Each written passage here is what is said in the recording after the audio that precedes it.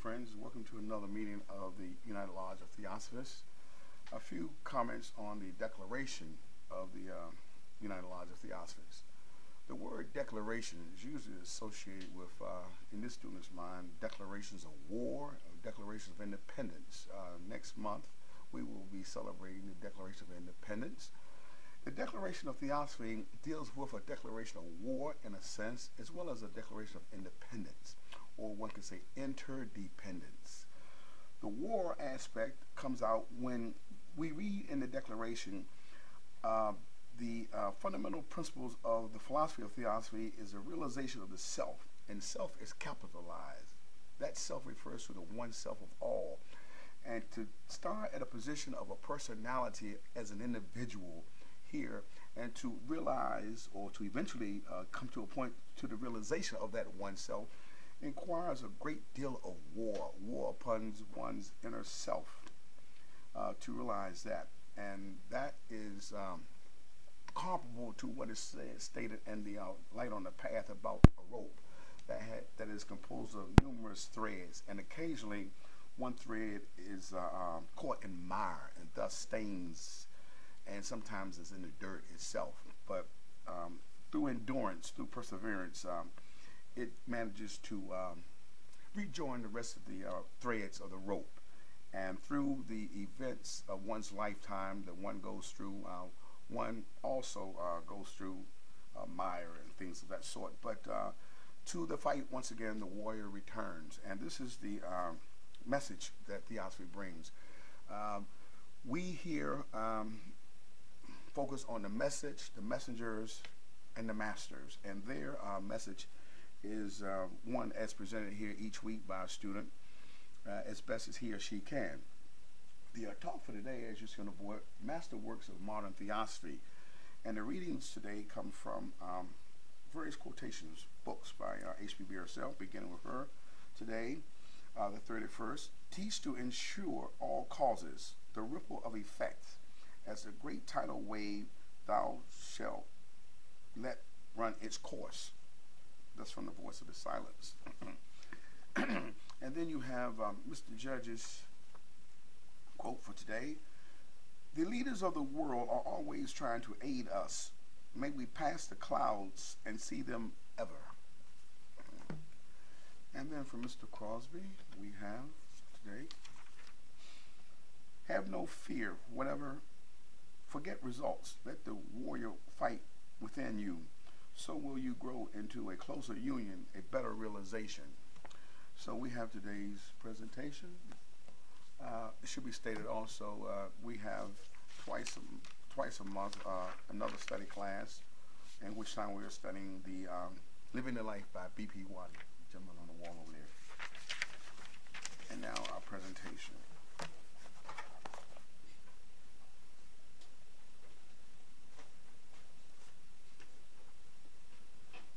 Welcome, friends. We have been discussing the Masterworks of modern Theosophy, which was brought out in the 19th century by H.P.B. and followed by Mr. Judge. We have already gone through Secret Doctrine, Isis Unveiled. Today we will be discussing the key to Theosophy. If we go to the preface of this compact book, its purpose is precisely stated in it. It says, the purpose of this book is exactly expressed in its title, The Key to Theosophy, and needs but few words of explanation. It is very compact. It is not a exhaustive textbook. A lot of people go to Secret Doctrine, Isis Unveiled, and get a little bit confused because the metaphysical concepts in those books, the Western world, for the first time, perhaps got introduced to it in the 19th century. And it does require work. This book is compact, its language is simple, it's precision-oriented, it uses Sanskrit words, but not that many of them. It is in 14 sections. The first section tells us what the Theosophical movement is about, what Theosophy is, the messenger, and the purpose of bringing the philosophy out. And it continues on with exoteric and esoteric philosophy, and how the TS is working, its ideal form, and what the TS is in the world. And in the middle section then, HPB discusses in very clear, concise language the fundamental teachings of Theosophy. It is very clear, very understandable. And if we wanted to discuss, for instance, karma and reincarnation, we can go to this book. If we wanted to learn about evolution, about the septenary nature of man and the cosmos and how these are correlated, we can go to this book. If we wanted to learn about soul and the spirit, we can go to this book. Physical and the spiritual man, everything is discussed in here in a very clear fashion.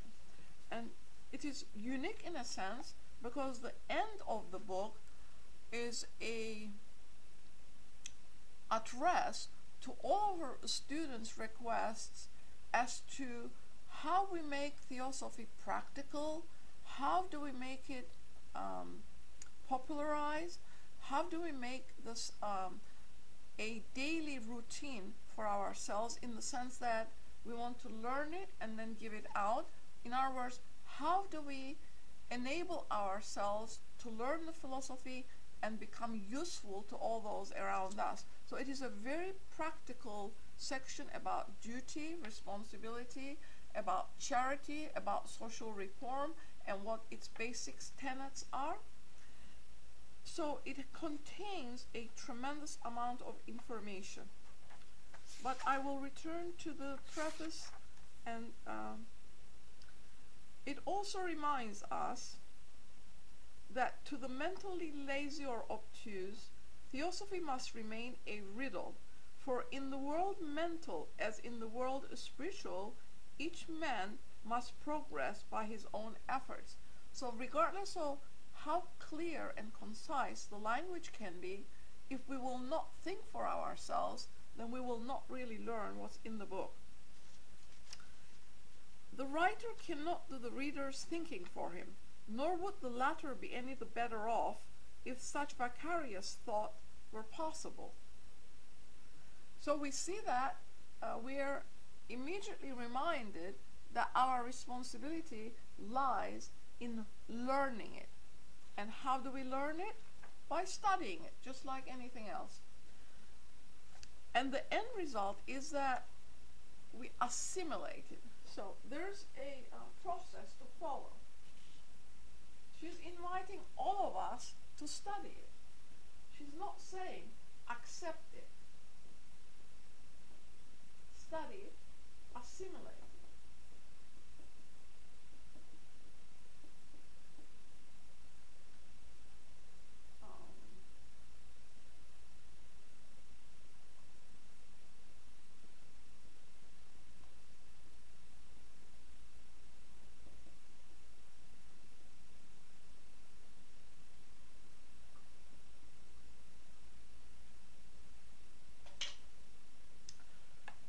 In this work, the difference is until we truly assimilate it and make it our own, and each one is sui generis, meaning one of a kind, each human mind works in its own particular way.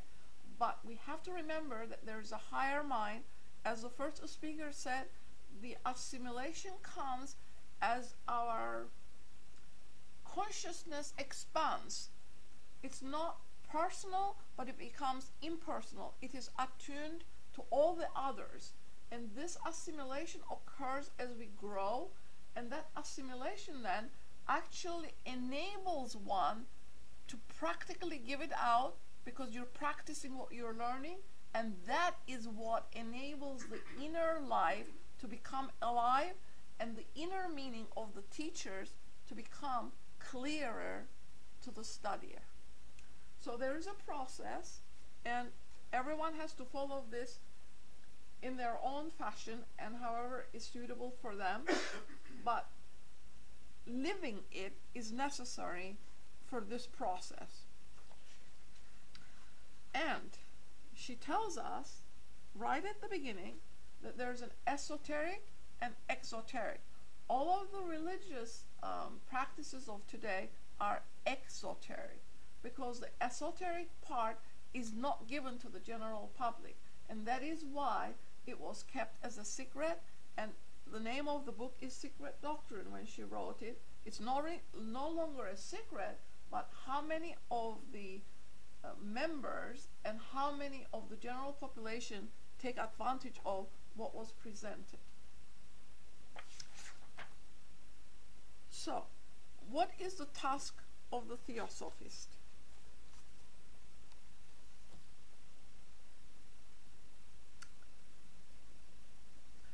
In this study and assimilation and practice, she gives quite a lot of hints as to how it needs to be done. Duty.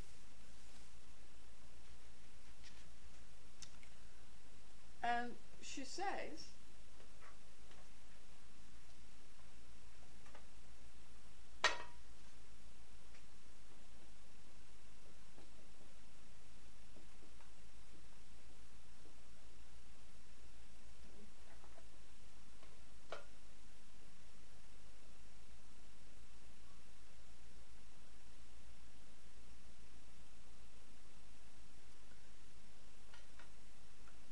duty has to be assumed by each human soul.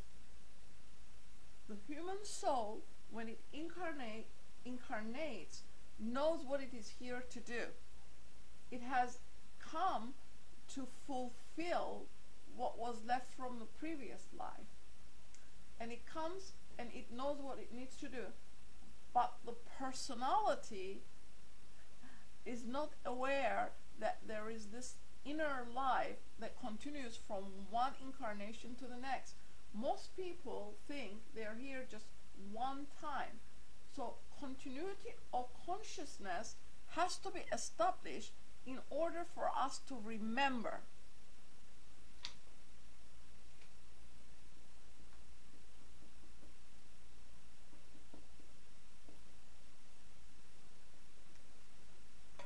There is an article written about Buddha's companion, and Ananda walked with Buddha for a very long time, over 20 years. And one day he was in the street, and this woman approaches him and says to Ananda that she wanted to join. And Ananda says, "You are not ready for it." And she curses him. And Ananda promises her, "When no one wants you, I will be there and I will enable you." This is the kind of continuity we are talking about. And when she was old and decrepit, he kept that promise to her. He traveled many miles, long distance to get to her. He washed her and made sure that the end of her life was appropriate to what she had asked for. Because at the beginning when she asked, she was not ready to join the community. And if we think about it, how about those promises that are made and kept in the next incarnation? This is the kind of continuity we're talking about that needs to be established.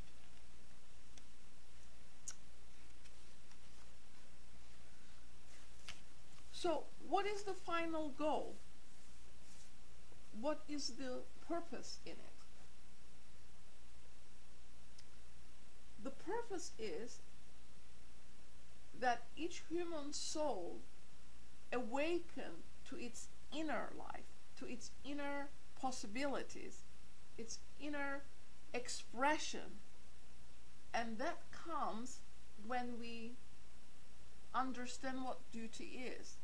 Duty to ourselves, to our family, to our community, and to humanity in general. In all of her writings, HPB says, duty based on knowledge brings different results. Everything in these books talk about knowledge, ignorance and knowledge. Ignorance brings a lot of pain to every human soul, every human being, and its elimination is dependent on obtaining knowledge. But this knowledge is internal, it is impacted, and it is there. Our responsibility is to bring it out.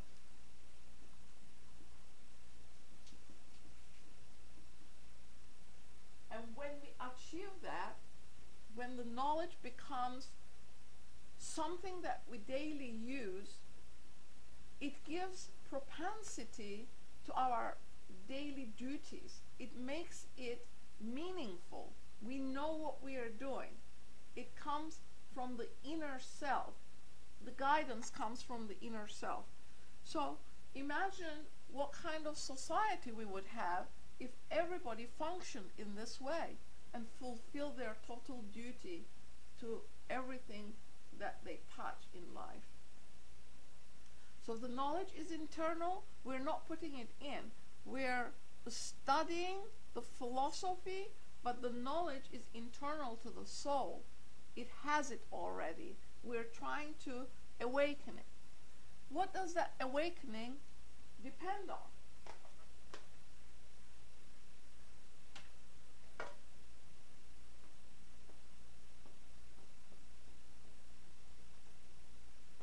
Intuition.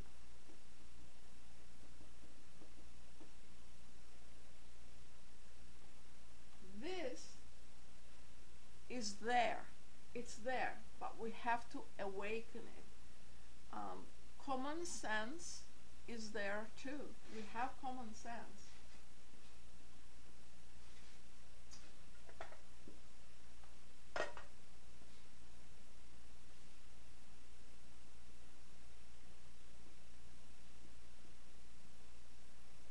Instinct.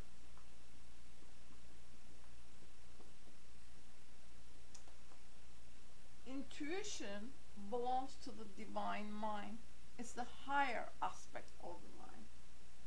Common sense and instinct belongs to the animal side of life. Animal world has instinct, so do we.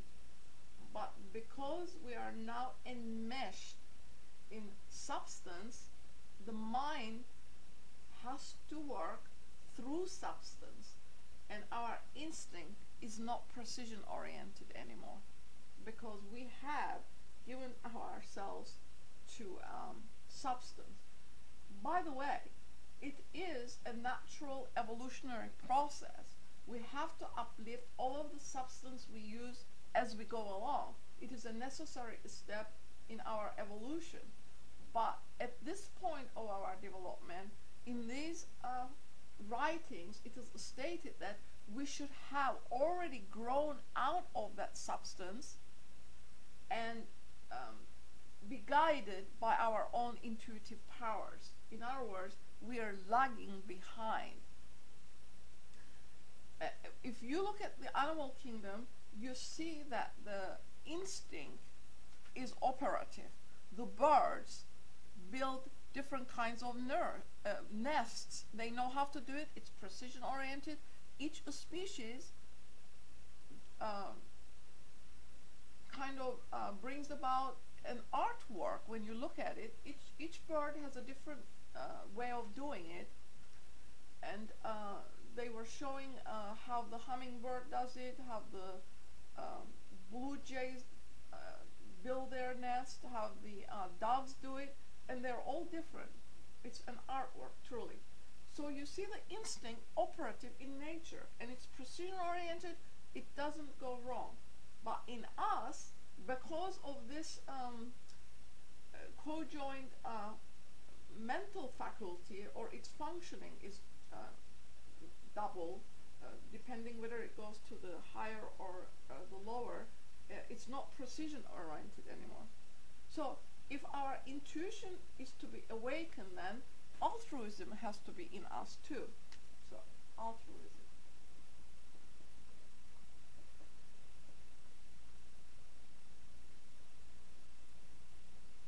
We have to awaken our intuitive powers, and that requires altruism. How do we do it?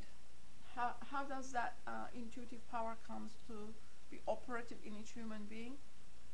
We have done this many, many times. She gives this end part in practical theosophy. So we have to have the paramita portals active. We have to have the practical aspect of theosophy applied daily to our lives. We have to learn the philosophy and the implications of that philosophy, and understand that all our actions be in accordance with nature, because justice, the strictest justice, we are told, rules our world, the strictest justice. So through this philosophy then, we come to understand that our function in life also is based on justice. What does that mean? It means equality for everyone.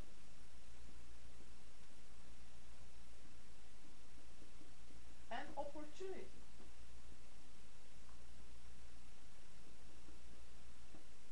Equality and opportunity. So, when we are working, even the Noble Eightfold Path specifies that we are not to do any work that is harmful to the other. So when we work, we are to be beneficent to all those around us. That's one of the rules of the Eightfold Path. Opportunity has to be provided for everybody. At the end of as in this practical side of theosophy, HPB also makes suggestions about education.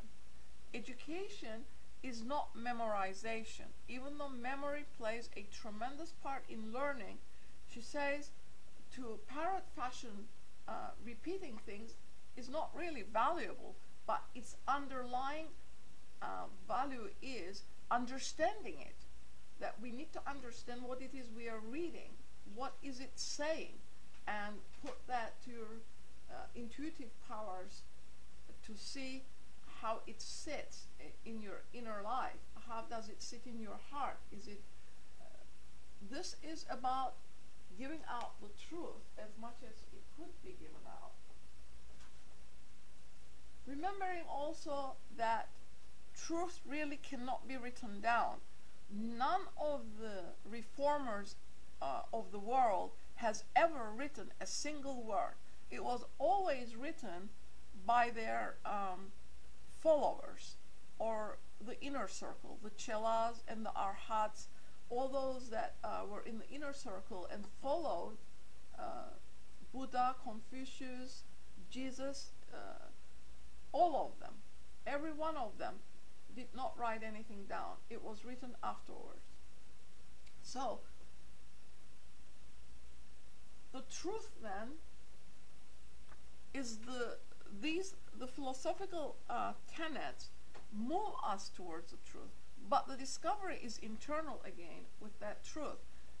HPB brought a very broad perspective of our world, and she gave the kernel in each religion, because she says all religions have a kernel of truth in them, but it is encrusted with mud, And this student finds it extremely difficult to go to those books and kind of sort it through. With these, it has already been sorted, because she kind of does comparative religion in the Secret Doctrine, but she also gives us references as to where we can go and confirm what is being said for ourselves. That is very valuable, to be able to test it for yourself to see if it is correct for you. How does your inner self accept or reject what is being said? So the truth cannot be written down, but the philosophy leads us towards that truth. And the end result is that what the first speaker said is the realization of that self. There is this self, and then there is this self. Higher self of each human being, and the self of all. And we talked about that before, the self of all. So this understanding, this practical application, constant struggle to understand what is being said, eventually then will bring us to the realization of this oneself. Truth then only can be understood when all of the rays function as one. Each human being is sevenfold. The cosmos also sevenfold. The correlative power is tremendous between us, human beings, and the universe around us, the cosmos. Once that realization comes, the human being then has become wise. The intuitive power enlightens the mind, the higher mind. The light shines on the mind. Higher mind becomes a divine mind, because it's attuned to that white light it came from. So that one self is the self of all, and we have grown out of looking at our universe through separate rays. We're sevenfold: red, orange, yellow, all the way to violet. But when you put those in a prism, the white light gives the whole color spectrum. So when we reach the one self, it's like we can look at the world through the whole rather than partial truths that we have realized as we went along. So this one self then enables one to do all the things that are at the end of this book: charity, social reform, altruistic work for all, providing opportunity for all. When it is stated as all, meaning that you don't look at humanity in sections. You're looking at the whole as one family. Each human being is part of that family because it comes from this root. The root is one. We all come and express that white light in our heart, except that we have to realize it. And this philosophy enables us to realize that inner self, the white light. And when we have reached that stage, that's the only way we become wise human beings. The lower self drops, it no longer controls, and the higher mind shines with its effulgent light and makes everything clear, and then the path becomes visible to each human being. So we will stop here and answer your questions. Yeah.